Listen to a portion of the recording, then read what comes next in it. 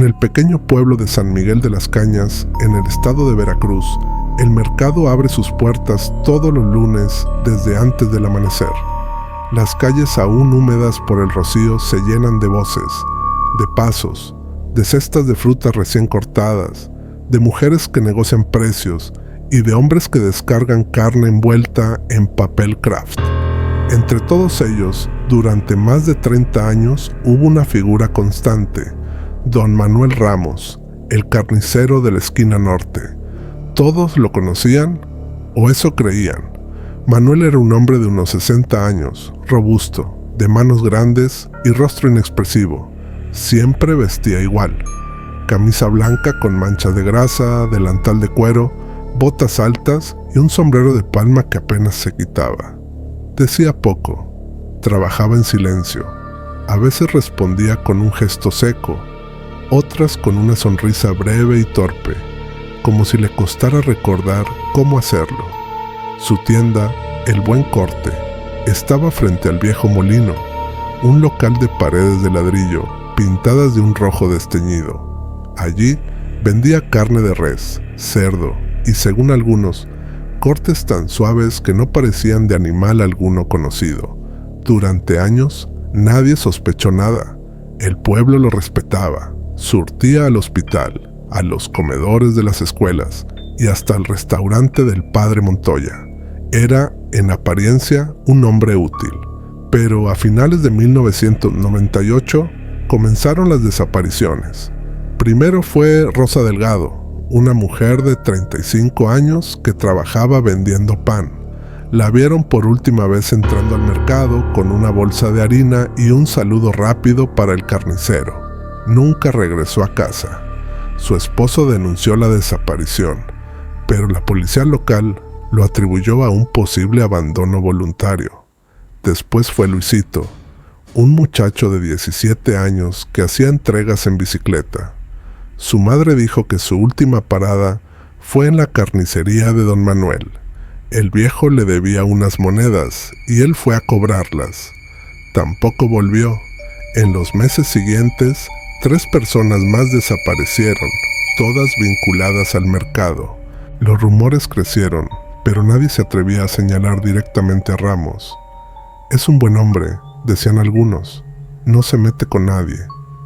Otros, más discretos, murmuraban que a veces, al pasar frente a la tienda, se escuchaban ruidos extraños de madrugada, como si alguien siguiera cortando carne mucho después de que el mercado cerrara. El único que pareció tomar en serio esas historias fue el subinspector Rodrigo Castañeda, un joven recién trasladado desde Xalapa.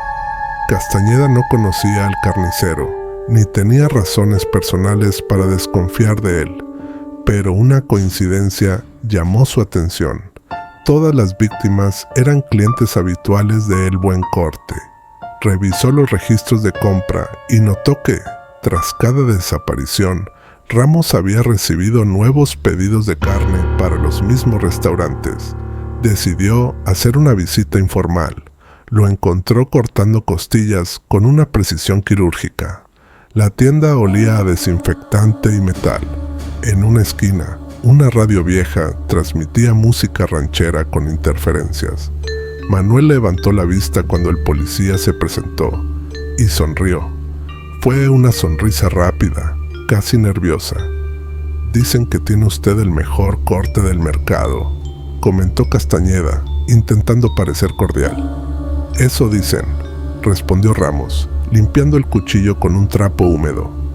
«Depende del animal». El policía observó el mostrador. Había carne fresca, perfectamente alineada, sin moscas, sin olor. Todo demasiado limpio para un local tan antiguo. En el fondo, detrás de una cortina de plástico, se alcanzaba a ver la puerta que bajaba al sótano. Castañeda preguntó qué guardaba ahí. «Solo hielo y tripas», contestó el carnicero. «Nada que quiera ver». No insistió. Pero esa misma noche, al revisar su libreta de notas, escribió una frase: «Demasiado orden, demasiada calma». A la semana siguiente, una mujer mayor llamada Felisa Navarro fue vista por última vez comprando carne en la tienda de Ramos. Su nieta recordó que Felisa le comentó algo extraño antes de salir. Ese hombre siempre me da carne muy roja, como si acabara de salir del cuerpo. El olor a hierro, decían algunos, se percibía incluso desde la calle. Los comerciantes de los puestos cercanos se quejaban de que el aire se volvía pesado al caer la tarde. Algunos empezaron a cambiar de acera al pasar frente a El Buen Corte. A finales de noviembre, Rodrigo Castañeda regresó con una orden oficial para inspeccionar el lugar. Encontró a Ramos tranquilo, limpiando una mesa de cortar.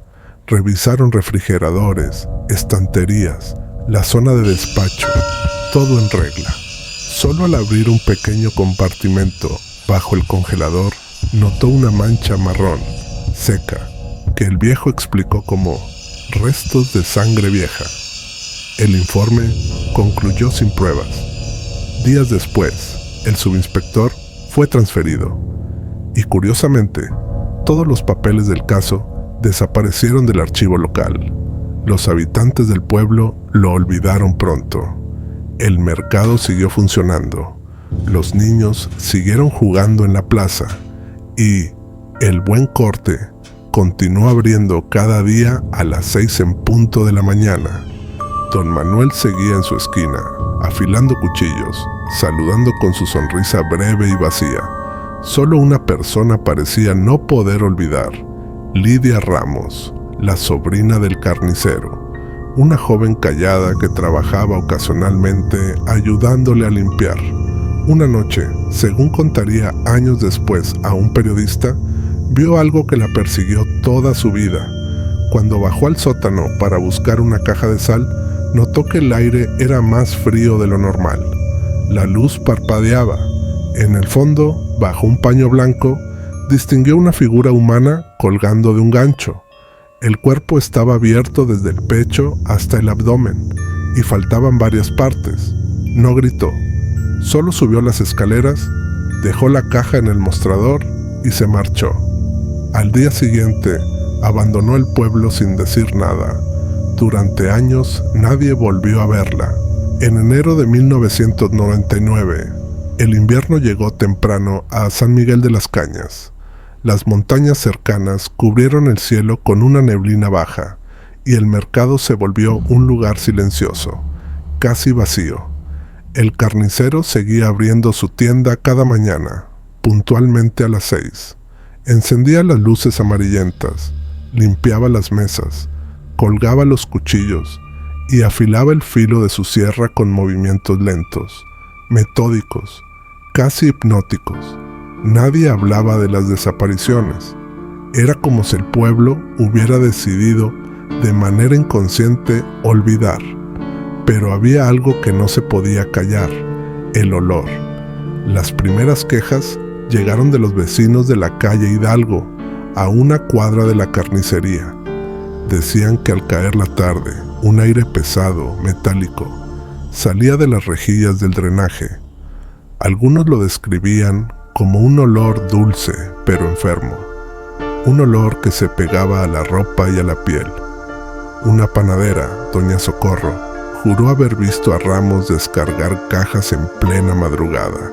No era raro que recibiera carne de proveedores externos, pero esa noche, según ella, los bultos eran demasiado pequeños para ser animales, y algo en la forma, dijo, le recordó a un cuerpo humano encogido. Cuando la policía acudió, el viejo los recibió con la calma de siempre. Mostró facturas, sellos, permisos sanitarios. Todo estaba en orden, pero uno de los agentes, un hombre joven llamado Efraín Lugo, insistió en revisar el sótano. Ramos se encogió de hombros, bajó primero y encendió la luz. El sótano olía a cloro, a carne y a humedad. Había una gran cámara frigorífica al fondo, sellada con una puerta de metal.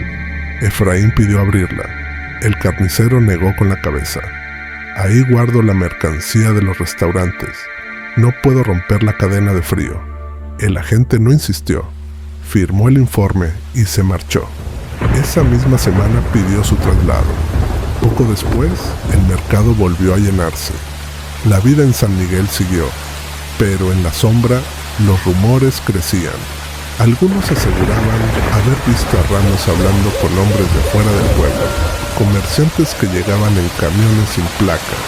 Otros juraban que su carne no olía como la de antes, y que a veces encontraba pequeños trozos de hueso humano entre los restos de grasa.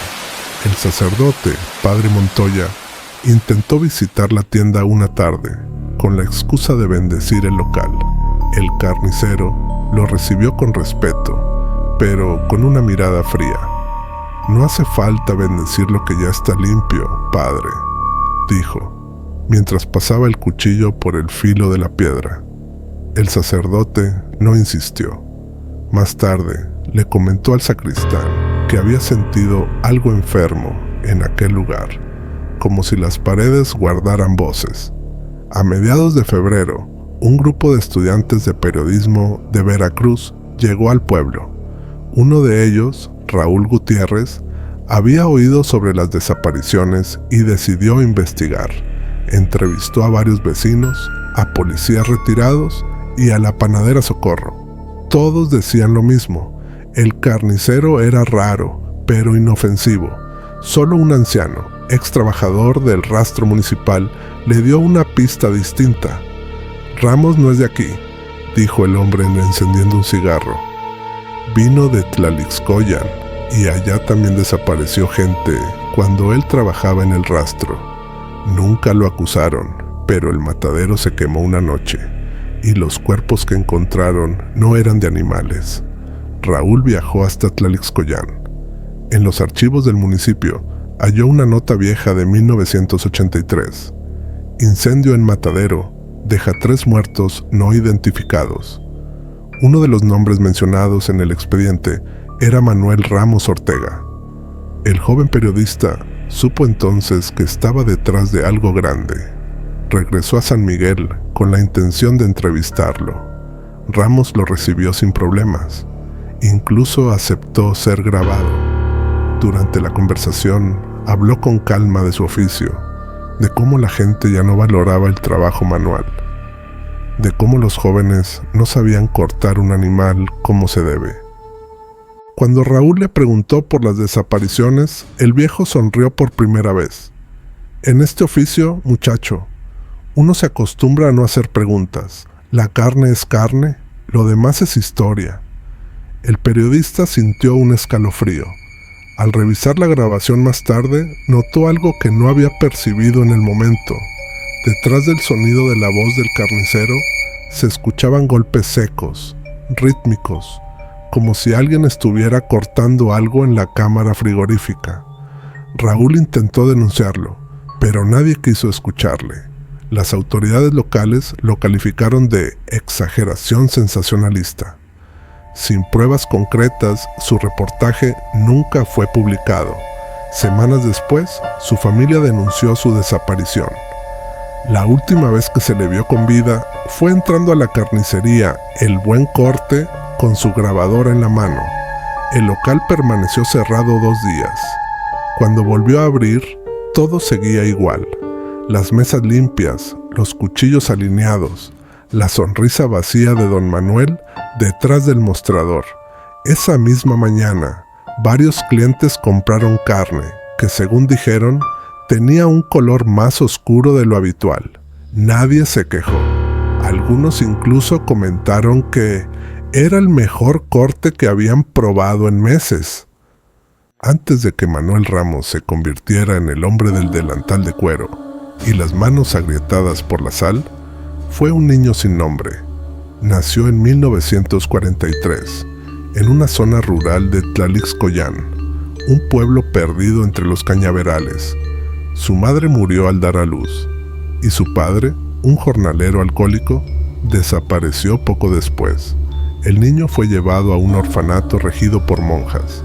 Allí creció rodeado de silencio, disciplina y castigos. Decían que era un niño raro, no lloraba, no hablaba. Pasaba las tardes mirando por la ventana del comedor, observando cómo los cerdos eran sacrificados detrás del muro del convento. Algunos cuidadores intentaban asustarlo para que no se acercara, pero él se quedaba inmóvil, con esa mirada vacía, como si el acto de matar un animal fuera algo natural, incluso fascinante. A los 12 años, una de las monjas lo llevó a trabajar en el rastro municipal, donde los huérfanos ayudaban a limpiar sangre, recoger vísceras y empacar carne. Allí aprendió el oficio. En poco tiempo se volvió hábil con los cuchillos, con las sierras, con el fuego. Le llamaban el muchacho callado, porque nunca pedía ayuda ni hacía preguntas. Un antiguo compañero del matadero, entrevistado años más tarde, recordaría una escena que nunca olvidó. Una vez se quedó solo en el turno de noche. Cuando entré, había colgado a un perro de un gancho, como si fuera una res. Lo estaba abriendo, midiendo los huesos. Me dijo que quería ver si un cuerpo pequeño se cortaba igual que uno grande. A los 16 años, Ramos desapareció del orfanato. Nadie lo buscó. Algunos dijeron que se unió a un grupo de carniceros ambulantes que recorrían los pueblos del sur. Otros, que se escondió tras un incendio en el rastro que mató a 3 trabajadores. En los restos del edificio encontraron cuchillos afilados, ganchos limpios y restos humanos mezclados con huesos de res. Durante casi 10 años no se supo nada de él, hasta que en 1974 apareció en Veracruz trabajando en una carnicería pequeña, discreta.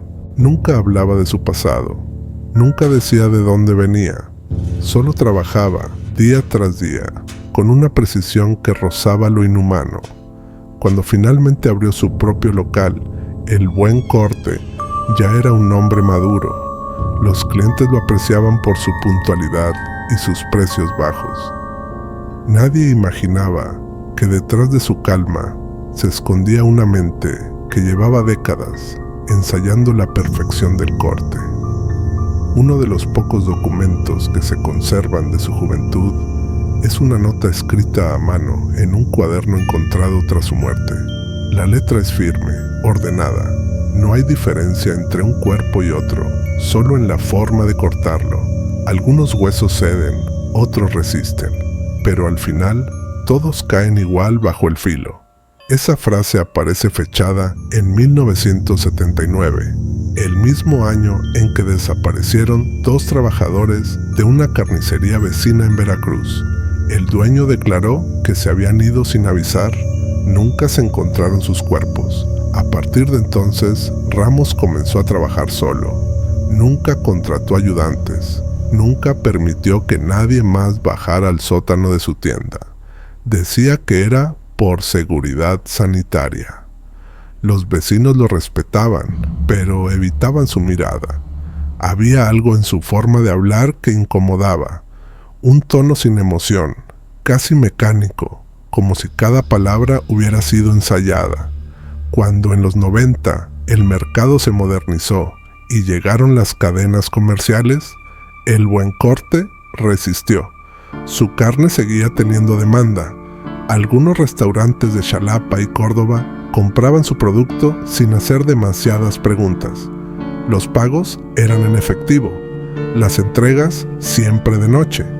Un exconductor de camión, entrevistado por la policía años después, aseguró que Ramos le pedía dejar las cajas en la puerta trasera y marcharse sin mirar adentro. Una vez vi que uno de los paquetes se movía. Me juré no volver, pero al mes siguiente me pagó el doble. No pregunté nada. Durante décadas, su nombre se volvió sinónimo de oficio. Nadie en San Miguel recordaba su origen. Nadie sabía que aquel carnicero venía de un pasado donde el dolor se aprendía a cortar con precisión.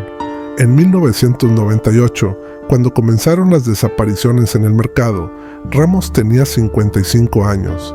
Había sobrevivido a todo: incendios, mudanzas, cambios de ley, inspecciones, rumores. Era un hombre invisible, protegido por su rutina. La policía nunca lo investigó seriamente. Los periodistas dejaron de insistir. El pueblo siguió comprando carne, pero el olor, aquel olor metálico que flotaba entre los puestos, nunca se fue. Una noche de 1999, según contaría años después un camionero, vio a Ramos en la carretera rumbo a Coatepec, manejando su viejo camión con una carga cubierta por lona negra. Lo extraño fue la hora, las 3 de la mañana. El hombre lo saludó con las luces, pero el carnicero no respondió. Solo siguió manejando, con la mirada fija al frente. Al día siguiente, se reportó otro desaparecido, un joven repartidor del mercado, visto por última vez ayudando al carnicero a cargar cajas en el camión. Su bicicleta apareció días después, tirada junto a la carretera, cubierta de barro y sangre. El caso, una vez más, quedó sin resolver. Los archivos policiales registran apenas una nota breve, escrita con indiferencia. Posible fuga, sin evidencia suficiente para proceder. Nadie imaginaba que en ese sótano, bajo la tienda más antigua del pueblo, yacían los restos de al menos una docena de personas, dispuestos con el mismo cuidado con el que Ramos había aprendido, desde niño, a preparar un corte perfecto. En marzo de 1999, San Miguel de las Cañas comenzó a oler distinto. Ya no era solo el aire pesado del mercado, ni el calor atrapado entre los techos de lámina. Era un olor más profundo, más denso, imposible de confundir. El olor de algo que había estado muerto demasiado tiempo. Los vecinos de la calle Hidalgo empezaron a quejarse de manera formal. Los niños decían que las moscas se agrupaban alrededor de las ventanas del carnicero, incluso cuando la tienda estaba cerrada. Una mujer aseguró haber visto salir de la alcantarilla un líquido rojizo. Otro vecino, un anciano que barría la acera cada mañana, dijo que escuchó ruidos de cadenas en el sótano después de medianoche. La policía ya había ignorado demasiadas denuncias, pero la presión creció cuando un periodista local publicó una nota anónima en el periódico de Veracruz. El carnicero de San Miguel, el hombre que corta más de lo que vende. El artículo no mostraba pruebas, pero el rumor bastó. En cuestión de días, llegaron inspectores sanitarios, agentes municipales y una orden judicial. El 18 de marzo, poco antes del amanecer, 3 patrullas se detuvieron frente a El Buen Corte. La tienda estaba cerrada, sin luces. Golpearon la puerta varias veces. Nadie respondió. Cuando finalmente la abrieron, encontraron el local impecable. Los cuchillos alineados, las mesas limpias, las vitrinas vacías. Pero el olor seguía ahí. Uno de los agentes, un hombre de nombre Santiago López, siguió el rastro hasta la puerta del sótano. Era una puerta de metal, oxidada, asegurada con un candado grueso. Lo rompieron con una barra. El aire que salió fue casi sólido. Un golpe caliente, húmedo, mezclado con cloro y podredumbre. Las linternas iluminaron las escaleras que descendían hacia la oscuridad. A cada paso el olor se hacía más intenso. Abajo encontraron lo que nadie esperaba. Una cámara frigorífica del tamaño de una habitación pequeña, cerrada con doble seguro. En las paredes, ganchos de carnicero, cuerdas, cuchillos, sierras eléctricas y varias mesas metálicas con manchas oscuras. Todo estaba limpio, demasiado limpio, como si hubiera sido lavado poco antes de su llegada. Cuando abrieron la cámara, el frío escapó como un suspiro. Adentro había bolsas negras apiladas, cada una marcada con letras y fechas.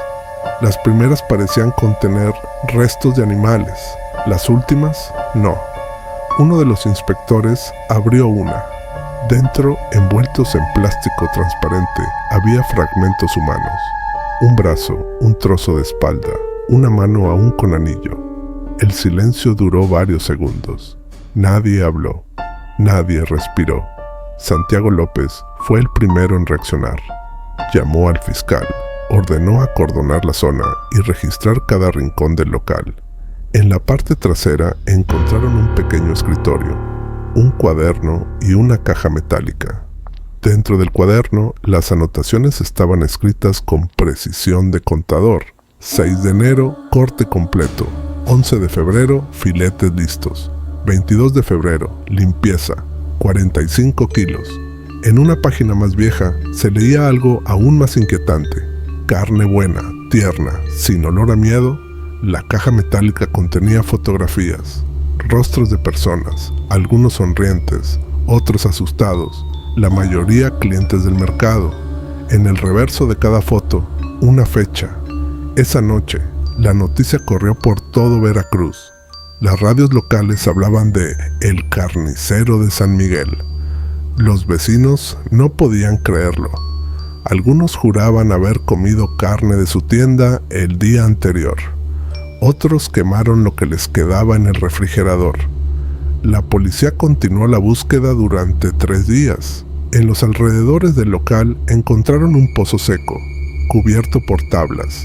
Dentro había huesos, fragmentos de ropa, zapatos, identificaciones, todo cuidadosamente apilado. Pero el hombre no estaba. Ramos había desaparecido. Los agentes revisaron su casa en las afueras del pueblo, una vivienda de madera con techo de lámina. En la habitación principal encontraron un colchón limpio, una radio vieja y un solo libro, un manual de anatomía animal. En la pared colgaba una hoja arrancada de un calendario con una frase escrita a lápiz: todo cuerpo vuelve al cuerpo. Durante semanas, las autoridades buscaron sin éxito.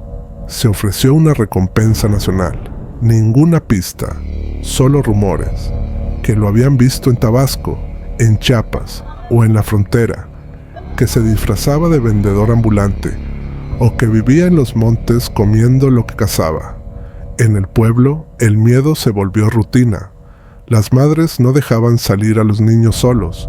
Los hombres cerraban sus negocios temprano, pero el mercado, como siempre, continuó. El puesto de carne quedó vacío. Nadie quiso ocuparlo.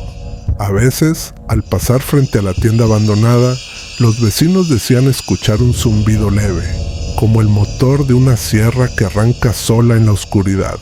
En los meses siguientes, los laboratorios confirmaron lo impensable.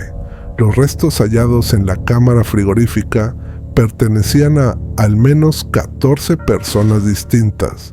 Algunas llevaban desaparecidas más de 5 años. Entre los huesos, encontraron algo que heló la sangre de todos: una grabadora. Dentro había una cinta marcada con la fecha del 3 de febrero. Cuando la reprodujeron, se escuchó una voz joven. Era Raúl Gutiérrez, el periodista desaparecido. Decía con voz entrecortada: estoy en el sótano, huele a metal, creo que hay alguien detrás de mí. El sonido se interrumpe con un golpe seco, seguido por un zumbido de motor. Después, silencio. Durante semanas, el pueblo de San Miguel vivió bajo un silencio enfermo. Nadie quería pronunciar el nombre del carnicero, pero todos lo pensaban.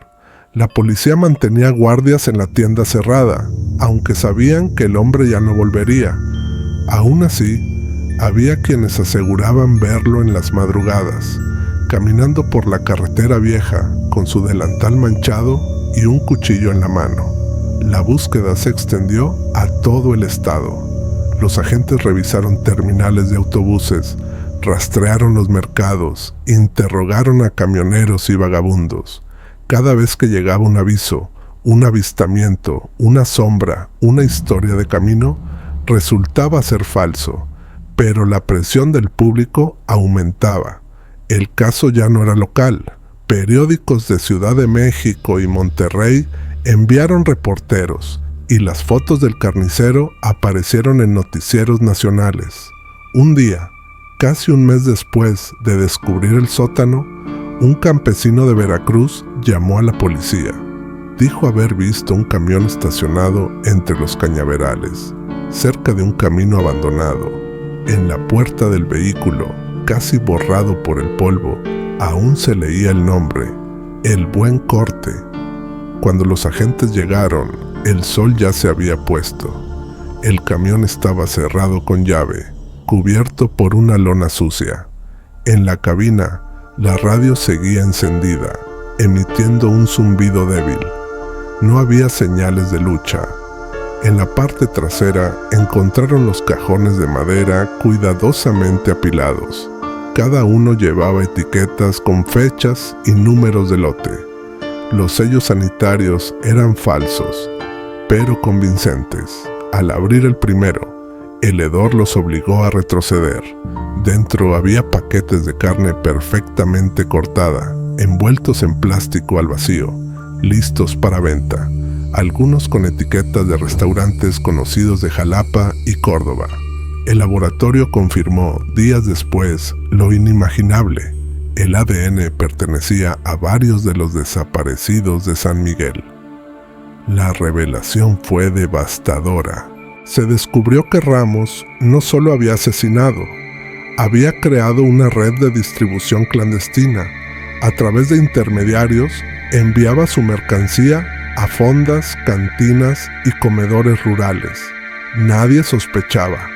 Los precios eran bajos, la calidad excelente. El horror estaba servido en los platos de cientos de personas. Uno de los restaurantes implicados, La Cabaña del Sabor, cerró de inmediato. Su dueño declaró entre lágrimas que el carnicero le vendía carne de res premium a mitad de precio. Nadie podía distinguirla. Los análisis confirmaron que al menos una de sus entregas era completamente humana. El fiscal regional, Miguel Velasco, compareció ante la prensa con el rostro pálido. Dijo: «Nunca en mi carrera vi algo así. Este hombre trataba a sus víctimas como materia prima». Pese a la magnitud del caso, Ramos seguía libre. Los rastros lo llevaban hacia el sur, a Chiapas. Algunos testigos afirmaban que un hombre con su descripción había sido visto en los bosques de Ocosocuautla, vendiendo carne a madereros. Pero cuando la policía llegó, el lugar estaba vacío. Solo encontraron un fuego apagado, una sierra oxidada y una pila de huesos calcinados. Los investigadores concluyeron que Ramos se movía con ayuda. Las entregas, los sellos falsos, los contactos con restaurantes, nada de eso podía hacerlo solo. Comenzaron a buscar cómplices. Uno de ellos, un transportista llamado Rafael Durán, fue arrestado en Puebla. Durante el interrogatorio, confesó haber llevado cajas especiales desde San Miguel hasta varios negocios sin nunca abrirlas. Cuando se le preguntó si sabía lo que contenían, respondió llorando: «Yo solo hacía mi trabajo, pero una vez se me cayó una caja y escuché un ruido, como si algo adentro respirara». La declaración fue sellada por la fiscalía. Los medios bautizaron el caso como la carne del silencio. Los titulares hablaban de un asesino que había alimentado a un pueblo entero sin que nadie lo notara. Las imágenes del camión abandonado dieron la vuelta al país. Las ventas de carne en Veracruz cayeron un 40%. Esa misma semana, una cámara de seguridad en la frontera sur captó a un hombre con una gorra y una bolsa de herramientas cruzando un puente hacia Guatemala. El rostro era borroso, pero la forma de caminar era inconfundible. Era él. El fiscal Velasco ordenó ampliar la búsqueda internacional, pero Ramos se desvaneció. Algunos creyeron que murió en la selva, devorado por animales salvajes. Otros, que fue protegido por quienes se beneficiaban de su negocio. Un año después, un periodista recibió un sobre sin remitente. Dentro había una sola fotografía: un puesto de carne en un mercado guatemalteco. En la esquina del mostrador, una etiqueta amarilla, con una letra perfectamente legible. Decía: «Buen corte, producto fresco». El 14 de mayo de 2000, más de un año después de la desaparición del carnicero Manuel Ramos, la investigación oficial fue archivada. La Fiscalía Estatal declaró que no existían pruebas suficientes para sostener una búsqueda internacional. El caso fue etiquetado como pendiente y los papeles pasaron a un archivo polvoriento del Palacio de Justicia de Veracruz. Sin embargo, para muchos, policías, periodistas, familiares de las víctimas, la historia estaba lejos de haber terminado. El expediente, de más de 600 páginas, documentaba cada detalle: los restos hallados en la cámara frigorífica, las rutas de distribución, los testimonios de los empleados del mercado, las fotografías, los análisis de ADN, las notas del cuaderno del carnicero. Todo apuntaba a un solo hombre, pero también a un vacío más grande, algo que nadie quiso admitir. Manuel Ramos no actuó completamente solo. El periodista Raúl Gutiérrez, cuya grabación fue encontrada en el sótano, se convirtió en símbolo del caso. Su familia organizó una vigilia cada año frente a la tienda abandonada, ahora cerrada con cadenas oxidadas y grafitis. En las paredes, alguien escribió: "Aquí se cortó la verdad". Cada aniversario, el olor del pasado parecía volver. Los vecinos juraban que el viento traía de nuevo el aroma metálico que impregnó el pueblo durante aquellos meses oscuros. Mientras tanto, la carne humana incautada en el camión de Ramos se almacenó bajo custodia judicial. Nadie quiso incinerarla de inmediato. Los laboratorios la conservaron por meses, esperando la confirmación de identidad de cada víctima. En total, se recuperaron fragmentos de 18 cuerpos. Solo 11 fueron identificados. 7 nunca encontraron nombre. El informe final concluía que las víctimas fueron procesadas con conocimiento técnico avanzado y precisión quirúrgica.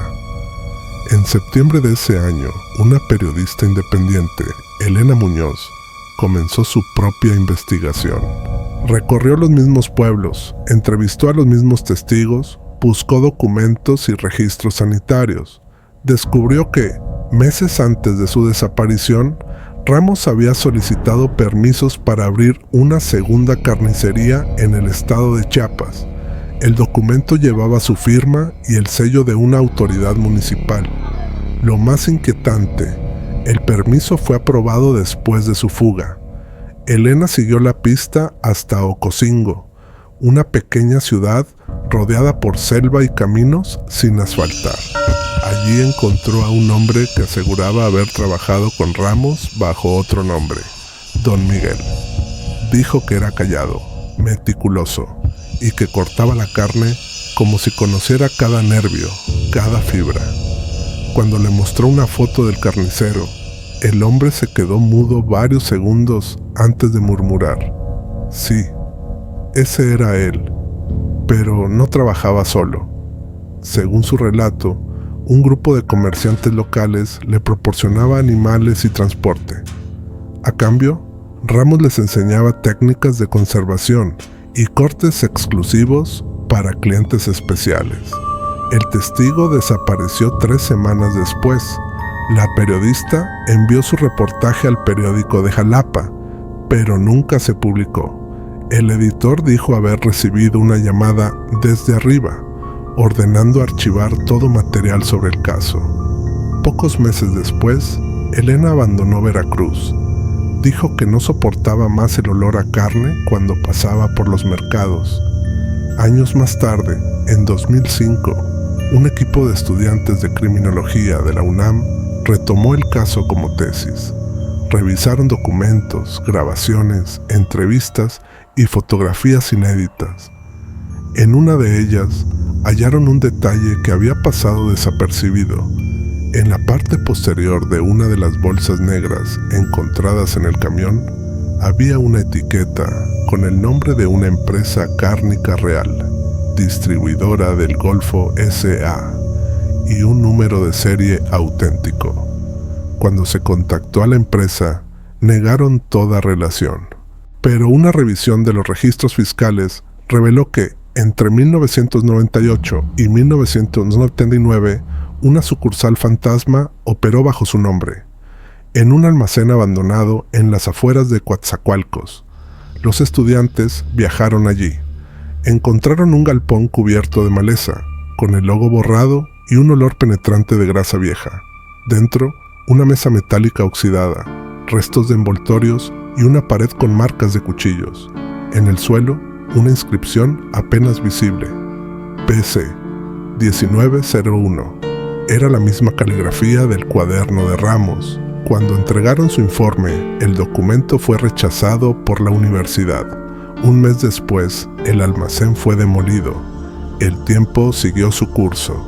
San Miguel se reconstruyó. El mercado cambió de nombre y la vieja carnicería fue transformada en una tienda de abarrotes. Pero la gente evitaba entrar. Decían que el suelo seguía manchado, que los cuchillos del mostrador se oxidaban más rápido de lo normal, que las cámaras de refrigeración fallaban cada vez que alguien intentaba repararlas. A nivel oficial, el caso del carnicero de San Miguel se convirtió en una historia de advertencia, un recordatorio de los límites de la mente humana y de la facilidad con la que el horror puede disfrazarse de rutina. Los periódicos lo resumieron con un titular frío: el hombre que alimentó al pueblo con su propia gente. En 2010, una carta anónima llegó al despacho del fiscal Velasco. En el sobre, sin remitente, había una fotografía. Mostraba una carnicería pequeña en un mercado rural de Guatemala. En el fondo, un hombre de espaldas con un delantal blanco. La imagen era borrosa, pero su postura, sus manos y el modo en que sostenía el cuchillo eran inconfundibles. En la esquina del mostrador, una etiqueta amarilla: buen corte, producto fresco. El fiscal nunca hizo pública la carta, pero en sus notas personales escribió una sola frase: sigue cortando. Epílogo: los que comieron. 25 años después, el nombre de Ramos ya casi no se menciona. Las nuevas generaciones apenas han oído del caso, pero en los viejos barrios de Veracruz, cuando alguien compra carne barata, siempre hay alguien que dice en voz baja: ojalá no sea del buen corte. Los familiares de las víctimas mantienen un pequeño altar frente a lo que fue la tienda original. Entre las velas y las fotos, aún se conserva un trozo del cartel original, ennegrecido por el tiempo. Las letras son apenas legibles, pero basta acercarse para sentir lo que fue. Una fachada cualquiera que escondía una maquinaria perfecta de muerte. La historia de Manuel Ramos se convirtió en un eco, una advertencia más que una memoria. Nadie sabe con certeza cuántas personas mató, cuántas fueron cómplices o cuánta carne contaminó las mesas de los inocentes. Lo único cierto es que detrás de cada corte limpio y cada sonrisa de vendedor puede esconderse el pulso de un asesino paciente. En 2020, un documentalista español intentó reconstruir los hechos para un programa de crímenes reales. Viajó a San Miguel, entrevistó a los pocos testigos vivos y visitó el archivo del caso. Lo más perturbador no fue lo que encontró, sino lo que faltaba. Los audios, las fotos originales, las muestras de ADN y el cuaderno de notas habían desaparecido. Solo quedaba una caja vacía con una inscripción escrita a lápiz: todo cuerpo vuelve al cuerpo. El documental nunca se emitió. Hoy, si uno recorre los mercados rurales del sur de México, puede encontrar puestos sin nombre que venden carne a precios demasiado bajos. Los carniceros son amables, discretos y siempre aseguran que su producto es de casa. Pero algunos clientes juran que, a veces, cuando el cuchillo corta la carne, el aire se llena de un olor distinto. No a res ni a cerdo, a hierro.